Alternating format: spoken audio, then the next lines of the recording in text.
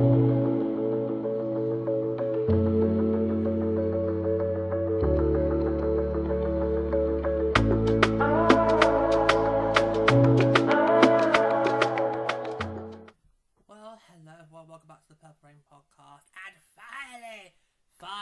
get to do the episode I've been waiting to do for 3 years. I've been waiting 3 years to do this. You know, we finally had a gold plan race. Finally. Okay, a bit of brouillé, but technically it was still a gold plan race, and just wow. Okay, so if you are new to the PHL, let me remind you what I'm talking about when it comes to gold plan. So, in the PHL, we do not condone tanking under any circumstance in this league. Oh, no. So in this league, where a team is mathematically eliminated from playoff contention, all points earned in their main games goes towards draft order points, hence the gold plan. And the team that has the most points at the end of the season, that gets the right to pick first in every single round of the upcoming PHL draft. Now, interestingly, at the time of recording this episode on the 27th of April, we do not know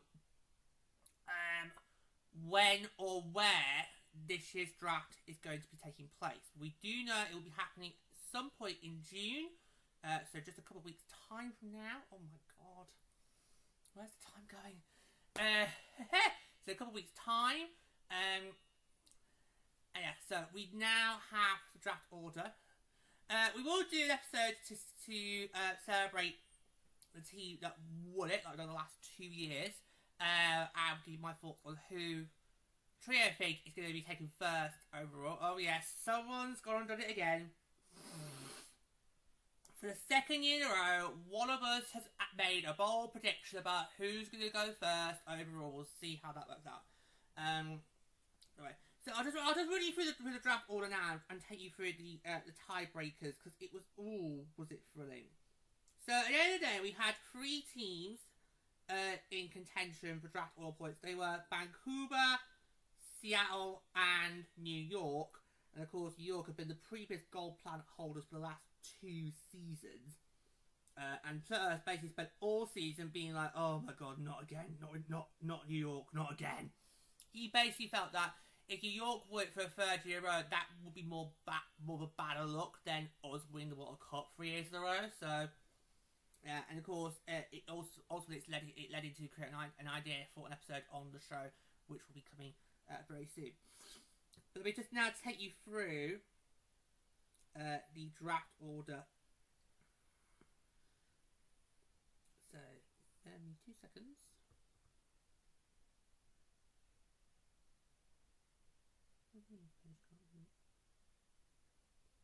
Oh, there we go. Right, okay. Right. So, I'm going to read through it now. So, the first overall pick in the 2026 PHL entry draft will be determined by gold plan points, an innovation used to encourage competitive play by all teams throughout the full regular season. Once a team is mathematically eliminated from playoff contention, the standings points earned using the League 3-2-1-0 system in their main regular season games are classified as gold plan points, earning them progress towards the top pick in the 2026 PHL entry draft. The team with the most points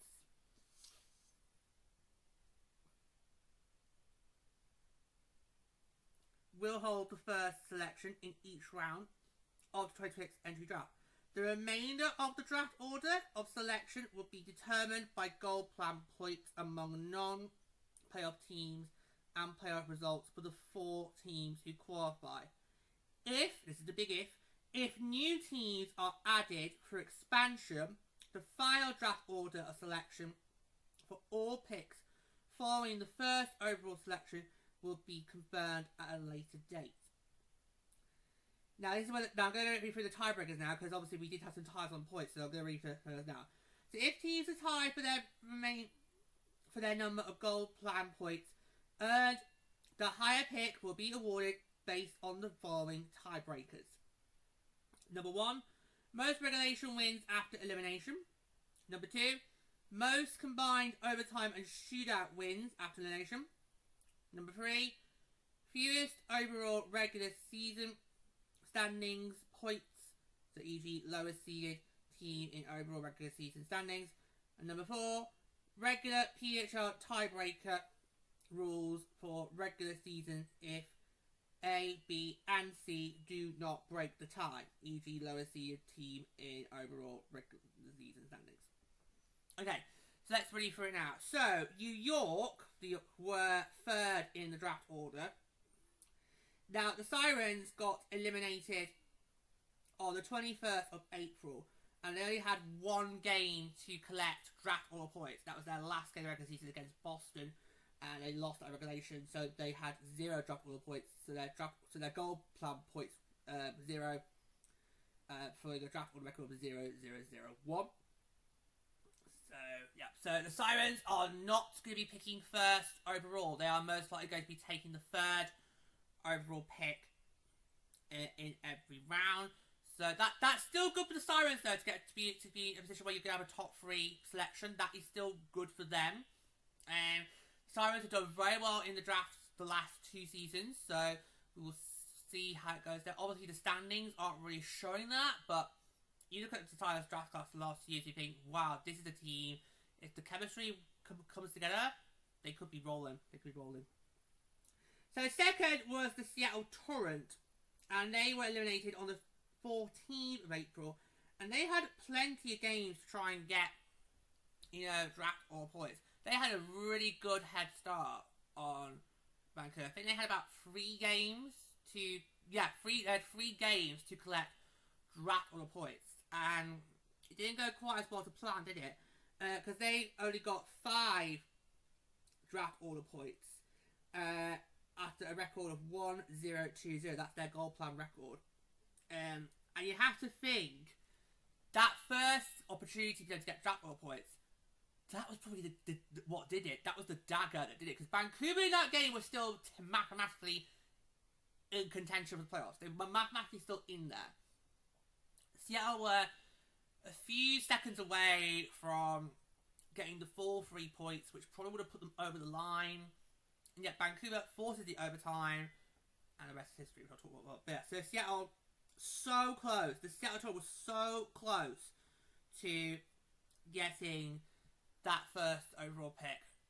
So close. Especially look on paper on their last 2 games, us and Montreal. The fact they got points in both those games is incredible, and it's a reminder that anybody can beat anybody. So incredible. But our goal plan winners were the Vancouver Golden Eyes. They had 5 points as well as Seattle, but we'll go through that in a moment. So they were eliminated on the 18th of April. So they only had 2 games, both against Montreal and Minnesota, to get draft order points, and they did it. So their draft order record was 1-1-0-0. So as you can see, that overtime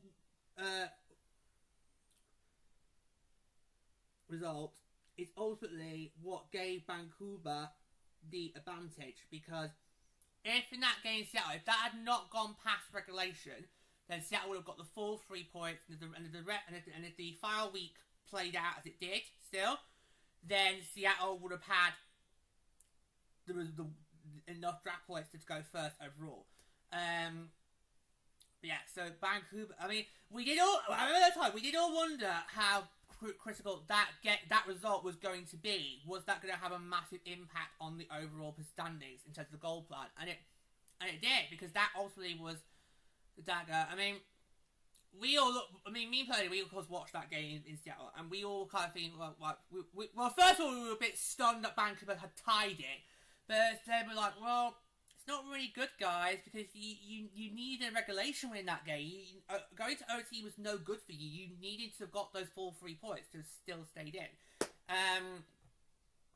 But it just shows that, how the competitive nature there, this league, that these teams still want to win, even if they are mathematically, because you don't really think players do scoreboard watching, do they? they're more focused on the game that's currently at hand, whereas the box scoring, that's what us fans to do. We're the ones who pester about that, especially when it gets to this time of the year, and you've got clinching scenarios being put at you left, right, and centre for both, you know, the league champions, playoffs first, and also goal plan points. It's all over the place. But yeah, so if you think NHL clinching scenarios are bad, then check out the PHL, because we have clinching scenarios for the league champions, we have clinching scenarios for World Cup playoffs, we have clinching scenarios for the goal plan. It's so much to get your head around. But at least we make our clinching scenarios easy to understand, unlike the NHL. So there you go. Yeah, so that result, that pretty much did it. That did it. You know, and yeah, so it's really good for the Golden Eyes that they're going to be drafting first overall. And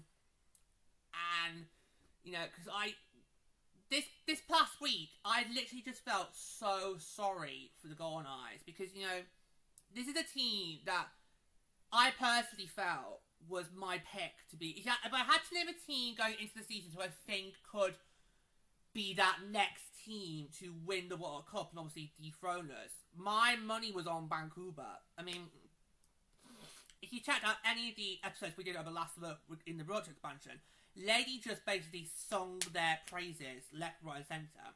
And how could she not? I mean, Vancouver literally did everything right when it came to building the next PHL franchise. They did every single thing right. And on paper, you looked at Vancouver's roster and think, this is a roster that could pretty much just run away with this league. Especially there's a lot of Frost talent on there that I know firsthand can literally, when they get the puck, lights out. And unfortunately, it did not happen with them this year. Even that trade they made with Ottawa back in January, that also didn't really have much impact either. So yeah, so anyway, I kind of ended up feeling sorry for them. So obviously, while losing's not great, I'm kind of glad they did get that win over us, because that ultimately helped seal the deal for them in their draft points. It meant that they can get the first overall pick and do a lot better drafting this time around than they did last time around. Because I think if I was Vancouver, I would not have drafted Michelle Carlin first. I probably still would have taken her, but not as a first overall pick. I kind of felt last year that was a pick that you would do in, say, like rounds 4 or 5, not in the first round when you're trying to get your what could be your next big talent. Yeah. And this is going to be a really exciting draft class. I mean, I've been saying it now for the last couple of weeks. This season's kind of the year where you wouldn't mind not winning the World Cup, because you know that in June there's a really good draft class on the horizon. And I really feel this draft class is a once-in-a-generation draft class, and it's going to be so amazing to see all this talent that's going to be coming into the league next season. It just makes it even more exciting, you know, to see what lies ahead, and we might get some more competitive teams. You could really, you know, I mean, we already are a competitive league, but I just think that competitive is going to go up and up a lot because of the players that are coming in. You know, we've got Harvey, Edwards, Jackie, Dunn, Murphy. It's just it's loaded. This draft is loaded. It's going to be a really exciting draft coming up in June. So it's going to be really exciting. Yeah, it's just I'm honestly so looking forward to the draft. It's going to be really great to see what talent gets picked and what's going to come in the league. It's going to be exciting. And yeah, so Vancouver, they will get to pick first overall in every single round. That's how the goal plan works. What happens after that's a bit of a toss-up, because obviously right now we do not know what is going to happen. I'll tell you what my personal preference is, and that is you do the goal plan teams first. So you do Vancouver, of course, got the first overall pick. Then you do Seattle, who finished second in the goal plan, and then New York, who finished third in the goal plan. That's what I would do. So I would lock in those top 3 spots. So those top 3 spots in the draft, I would lock those in now. Vancouver with the first overall pick, Seattle with the second overall pick, and then New York the 3rd overall pick. That is what I would do, because obviously, what was the point of doing the goal plan if we're going to just muck up the goal with the goal plan order? That's what I would do, okay? So that's what I would do. So those 3 lock in. After that, it could be a toss-up, because you could then say, you give the expansion teams the next picks, or you could basically then do it by playoff positions. So that would then mean Tia would get the 4th overall pick, and then you then do it based on how Minnesota, Montreal, Boston do in the playoffs, which is about to start very soon. And then if we do get expansion teams, you do what Vancouver and Seattle did last year, and then you go after all the current teams in the line. That's what I would do. But it wouldn't surprise me if the league decides to let the expansion teams go higher in the draft. I could see that happening, especially how last year Vancouver and Seattle, they picked last in the draft, and it hasn't worked out for them. But again, the argument was that because Vancouver and Seattle literally just, took the expansion process and just basically, gouged all the inaugural 6 teams for what it was worth. I mean, they did not hold back in that expansion process. I mean, every single pick that was made in the expansion draft, us 3 were just all jaws on the floor going, because all these picks just like, this is really good talent being taken. So Vancouver Seattle knew the assignment last year and they got it. It's just unfortunately on the ice it hasn't worked out for them, and it's a shame. It's a real shame because these 2 teams had such great promise going into the start of the season, and I think expectations. There we go. I think expectations were put too high on them, and that is what ultimately has happened here. So I think it's good that these 2 teams are going to be drafting 1st and 2nd, and gives them a chance to then build up more competitive rosters and have a better stance going into their 2nd year in November, rather than still be struggling where they are right now. So I think the fact that Vancouver are going to have early draft picks, that's going to really help them. Yeah, how it's going to help New York, I do not know, because I don't know what else I don't know what else New York can do, because they know how to draft. It's just they can't get it together on the ice when it matters the most. Yeah, so that's my position. So I would say goal plan standings first. So Vancouver, Seattle, New York, those 3 lock in their positions right there. After that, it's a toss-up, because TO technically didn't get eliminated before the end of the season. They got eliminated on the last season, so they don't have any goal plan positions. So you could technically still make TO pick 4th, and then after that, then you muck about and then go, right, expansion teams, then playoff teams. You could do that, because normally in a draft, the teams that make the playoffs do end up drafting later in the order. So you could do that. So you could do the goal plan teams first, so Vancouver, Seattle, New York. Then you could say, go on TO, put TO in 4th, and then you could muck about. So you could then say do expansion teams, then the playoff teams, or you could do then playoff teams, then expansion teams. We don't know. We just don't know. The league is keeping its cards very close to its chest this time round when it comes to expansion, which I think does make me worry what's going to happen when the Band-Aid does get ripped off. Okay, I mean, us 3, we're all dying to know what's going on with expansion. We've got to that point now where, the stress has just got to us, especially with what potential teams could be guests coming. It's just, So this is what I want to do when I get to this idea. I want to do episodes where we can look back on the goal plan races, but unfortunately for the first 2 seasons of the league, we couldn't do that. We couldn't do that because it basically just went to New York by default, largely because Ottawa refused to die. Ottawa just refused to go away in the playoff standings in those first 2 seasons. Particularly in that first season when it literally could have been Ottawa over us. So, yeah. It's kind of nice this year that our playoff berth did not have to rely on Ottawa like it has done for the last 2 seasons. Oh, the Charge posted out a really good post over the weekend where they're like, things guaranteed in life, death, taxes, and a charge. And for sectors playing at the last of the regular season. But hey, this time it was in Ottawa though. This time it was in Ottawa. The last 2 times it was in Tia. At least this time it was in Ottawa. So there you go. Change of scenery. But yeah. So it's kind of nice that for us this year our position did not, our power berth did not have to be relied on by Ottawa. Oh god. It's about time where my teams actually pull their own weight.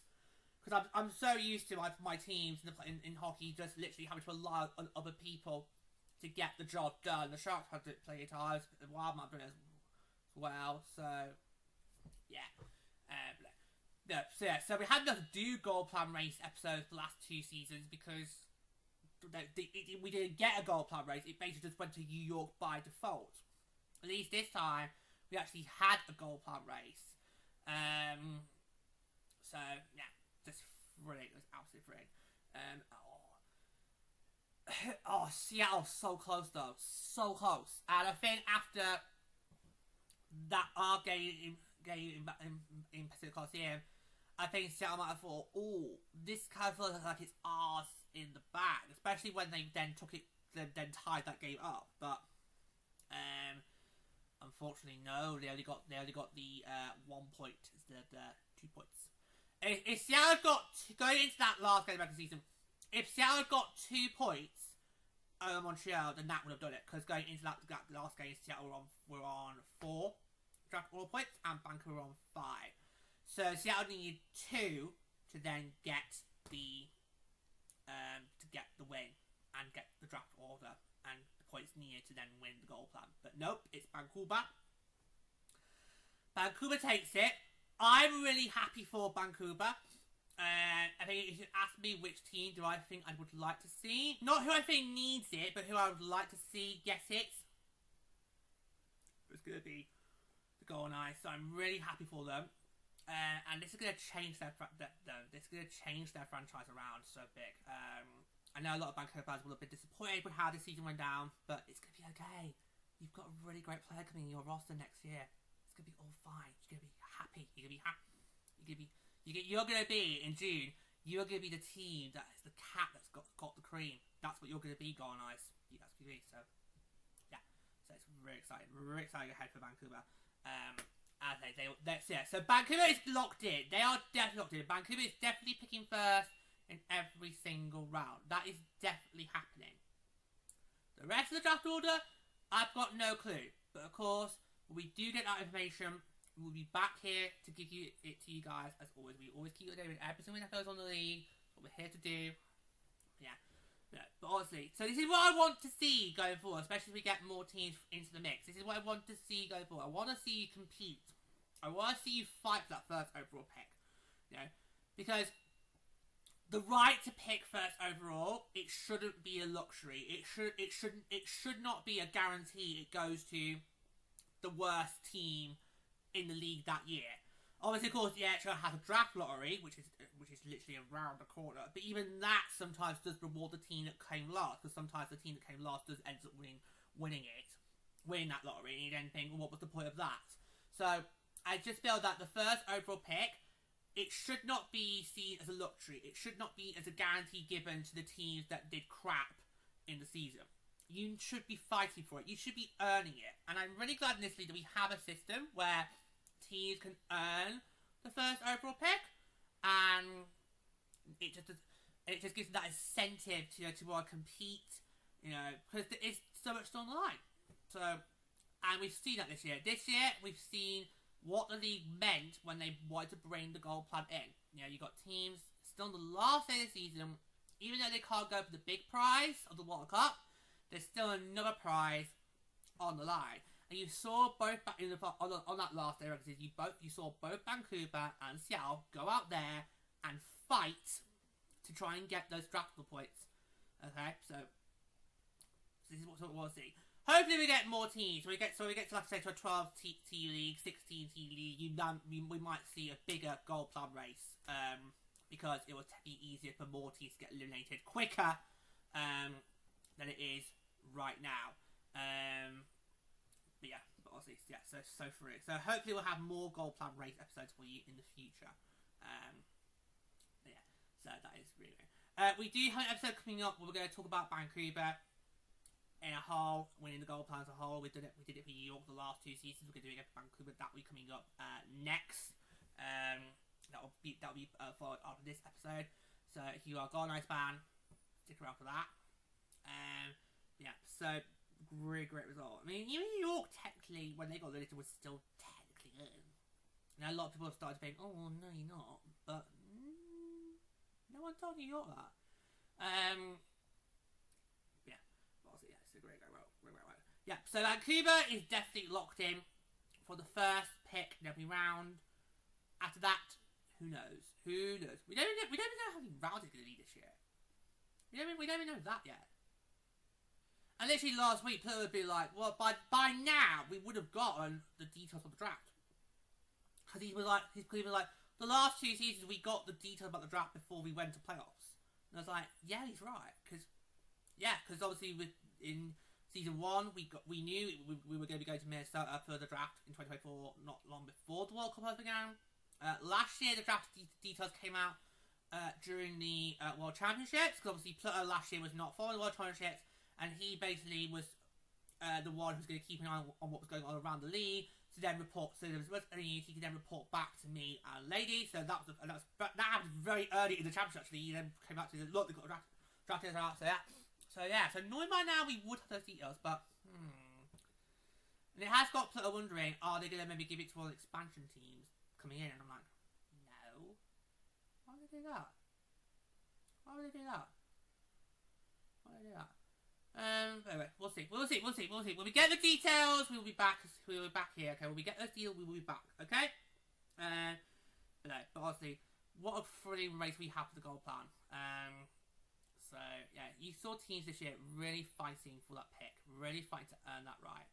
And this is what we want to see. This is what we want to see going forward in the league. This is what we want to see teams, when they get in for the playoffs, we want you to still be competitive because there is still something for you on the line. There is still a lot on the line. Not your pride, not your jobs for next year, but the right to then take the first overall pick in the entry draft. That is a prize, guys. Okay? I'm not sure when the next time Minnesota's going to get first overall pick, because obviously we got it in year 1, back in 2023. We got it in 2023, and that meant we got to take Tallahassee. If only we did. If only we started in the build up to 24. If only because obviously we didn't start this podcast until the league got going. But if we had done episodes beforehand, the look on our faces when we got that, when we knew we were gonna get Tallahassee, was this picture.